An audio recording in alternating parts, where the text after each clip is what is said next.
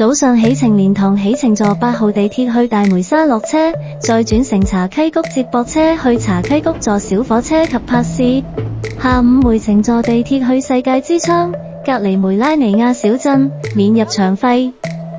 附近天鵝湖。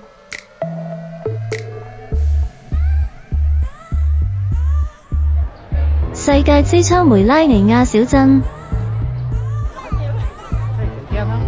早上坐8號地鐵到達大梅沙。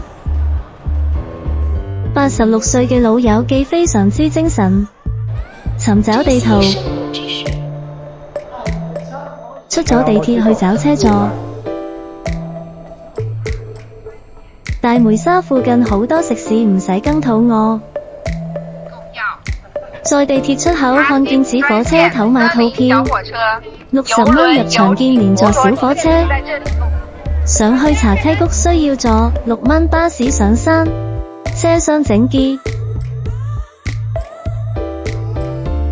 車到達這廣場門口下車，附近公園環境可供拍照，在這裡拍照婚紗都可以。前面建築物乘坐火車嘅總站，行程約20分鐘。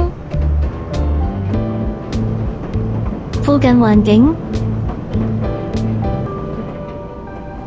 需要經過好多隧道，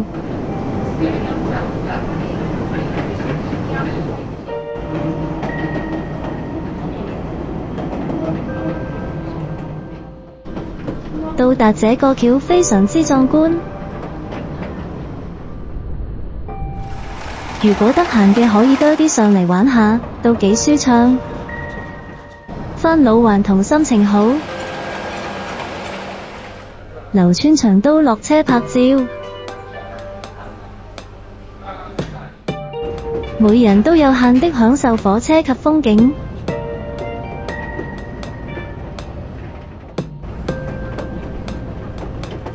到達總站落去拍攝風景。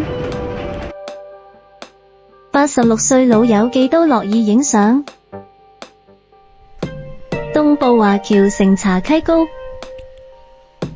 好多酒店都已經停業，因客人不多。如果淨係想嚟享受恬靜嘅環境，非常唔錯嘅選擇。仲有2隻黑天鵝添。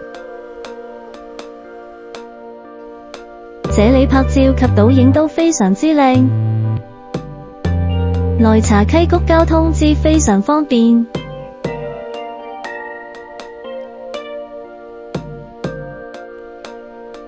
公園內地方好大，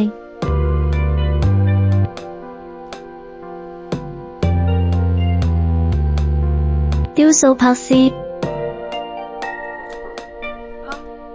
再轉地鐵去世界之窗。世界之窗地鐵出口，免入場費嘅梅拉尼亞小鎮，面向世界之窗，右手邊廁所入口處。如假期有人仲得歐洲式嘅場景設計，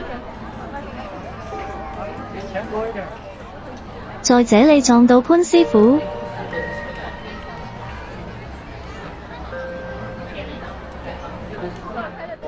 在這裡拍攝人像，婚紗非常之靚。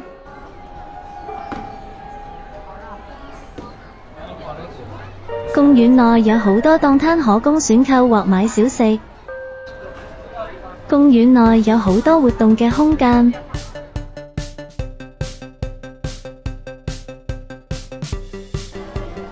潘師傅都四處找景物。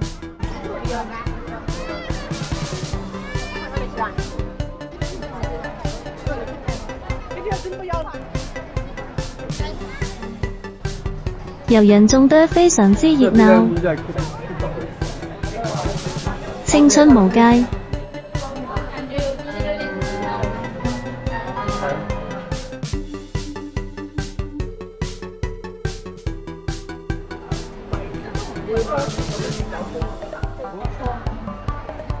在這教堂廣場好多遊人取景，